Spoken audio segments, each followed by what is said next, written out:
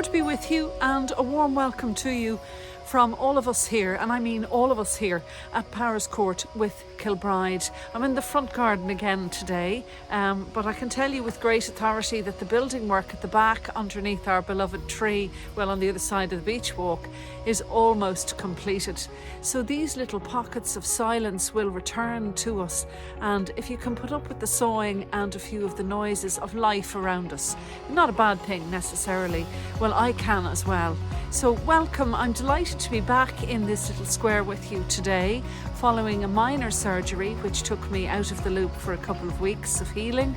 And I'm very grateful to God for that healing and for the skill of the surgeon. And I'm grateful to be back talking about God again in this square with you today.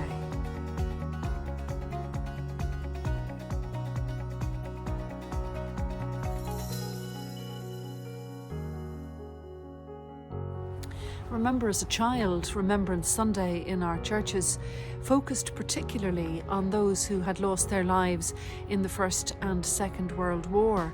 And there was a certain amount of, I suppose, I have to be very careful when I say this, pomp and glory to the whole affair, with the armed forces coming together and a lot of the old magnificent hymns, which we still have today in our churches. But I want to say to us today, before I talk about the very poignant gospel reading, it's very important for us, I think, to take the glorification out of war and to hold on to today as a very dear reminder of how it doesn't work, and of the lives that were lost and the lives that were devastated at the loss of those people, and a lot of them young men who had a gun placed in their hand and were told to fight. And now, 2,000 years after the Christ himself, this power for power, this like for like type of a thing is still going on, and it is really clearly not working. So today is all about looking at the words of the Christ as he speaks directly into your life in this square. And he says to you, take heart and be courageous. And we'll talk a little bit about that later on. But for now, as we begin, let's just settle ourselves in the beautiful, peaceful presence of the Christ as we open in prayer.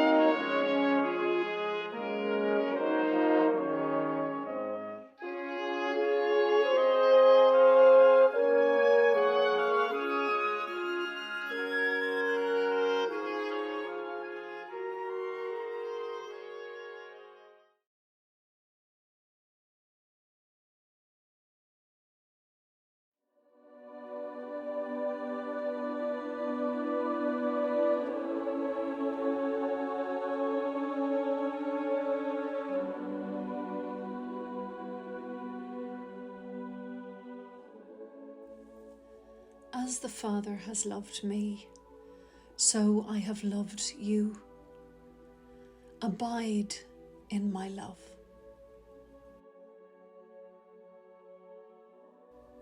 If you keep my commandments, you will abide in my love, just as I have kept my Father's commandments and abide in his love.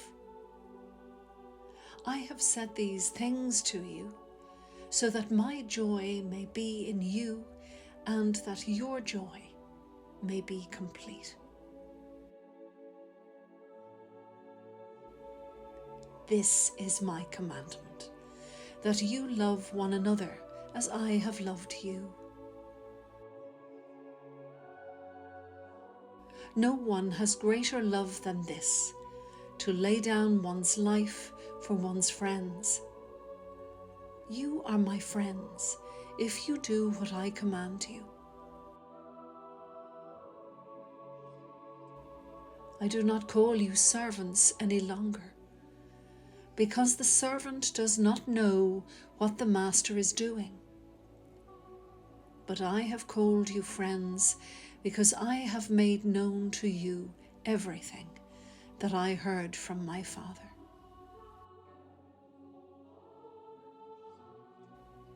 You did not choose me, but I chose you, and I appointed you to go and bear fruit that will last, so that the Father will give you whatever you ask him in my name. I am giving you these commands so that you may love one another.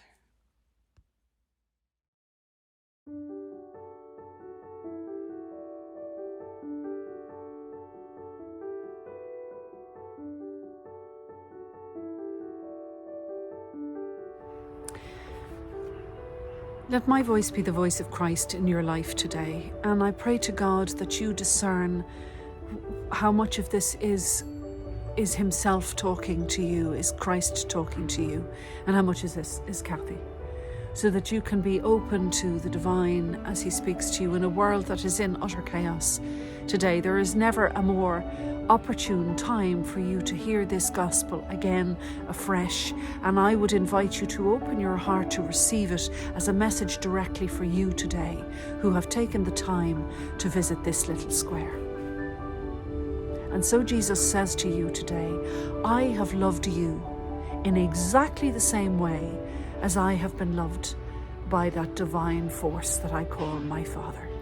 That unconditional love that you can come back to time and time again, mistake after mistake, and that love is still there for you.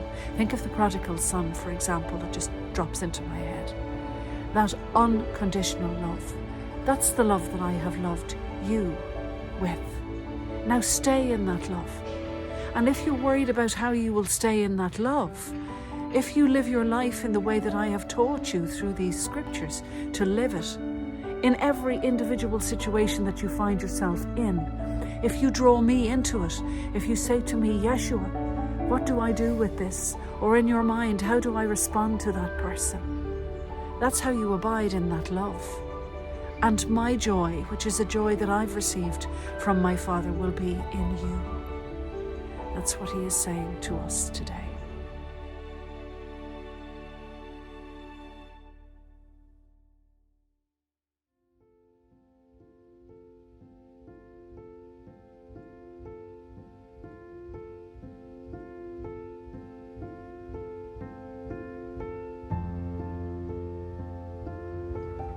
I command that you love another person with that same love.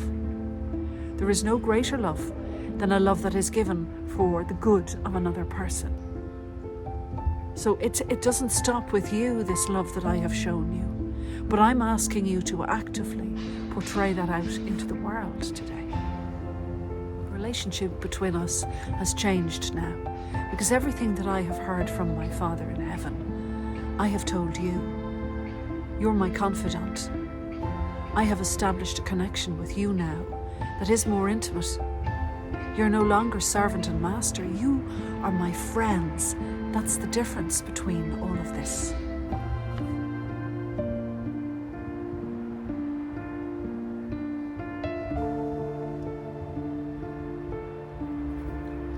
You didn't choose me.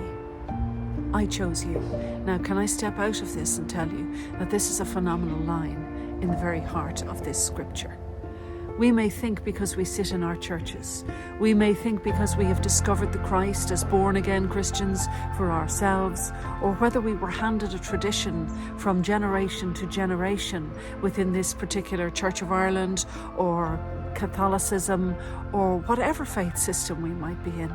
You may think that you have chosen this, but God says through the Christ, I have chosen you. Think about this for a little while when you have a moment of time to yourself today. Think about it without pride. Think about it with humility and awe. The great creator of the divine creator of the universe has chosen you. And he has chosen you to make a difference. He has chosen you not to sit in your small corner of this world, but to act. The Christ says to you today, Yeshua says to you today, I have chosen you to bear fruit.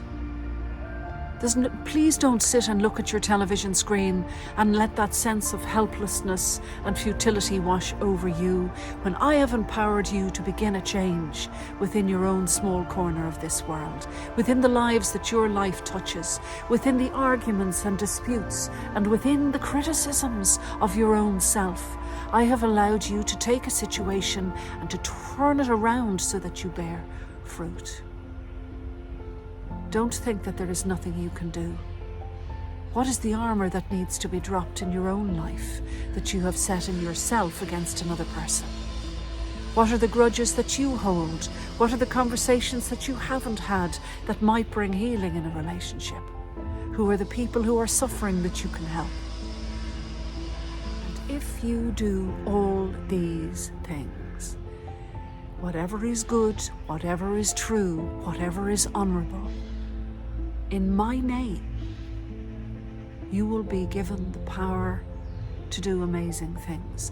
Anything that you ask with good intent will be given to you by God, that divine force. Another powerful line in this scripture. Love one another. That is the command that I give you, Yeshua says today. That beautiful, unconditional love that I have shown you as my friend, the power that is given you from above into any circumstance you might find yourself in. If you draw upon it, it will be given. Never see yourself as apart from another person. If you criticize, you automatically alienate yourself from that person. You see them as different. We are all particles of the one light. That is the message of the Christ. And that is what he asks of us today. Not a sense of futility. Compassion, yes. Futility, no. Let us respond to this crisis by acting, by sending out that intention within our own lives. And it will build, because the energy behind it is a divine source. And it'll change the lives of others that we know. And it's a very good place to start.